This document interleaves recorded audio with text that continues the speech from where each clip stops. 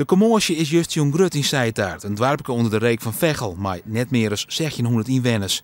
In het dorpshuis wordt onder de naam de Battle of Zijtaart een liedskalig kickboxgala houden. Maar ook een Frieske inbreng. Stefan Berkenpas van de Ljouwte Sportskwallen met Gira Gym is er als begeleider van 3 kickboxers.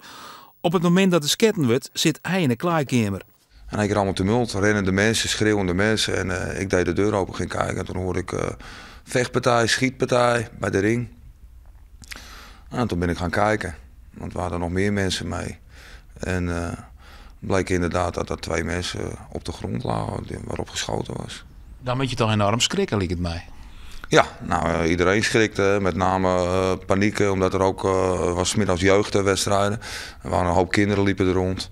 Dus ja, moeders en vaders die schrokken natuurlijk, logisch.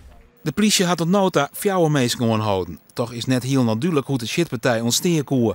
Het zou mogelijk gaan om een ruzie tussen 2 groepen in het publiek. Er zitten dan, dat is bij kickboksen, boksen gebruikelijk, zitten dan VIP-tafels om de ring.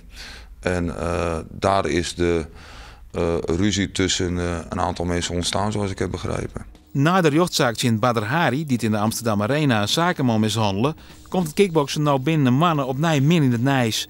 Een lietse ramp voor de sport, vindt ook Stefan Berkenpas. Ik moet nou weer uit gaan leggen voor de zoveelste keer dat de mensen die om de sport heen hangen het voor de sporters verpesten en niet de sporters zelf. Ja, daar word je op een gegeven moment wel eens moe van. Ja, en tegen individuen die besluiten om een vuurwapen te gebruiken, ja, dat is gewoon heel moeilijk om daar iets tegen te doen.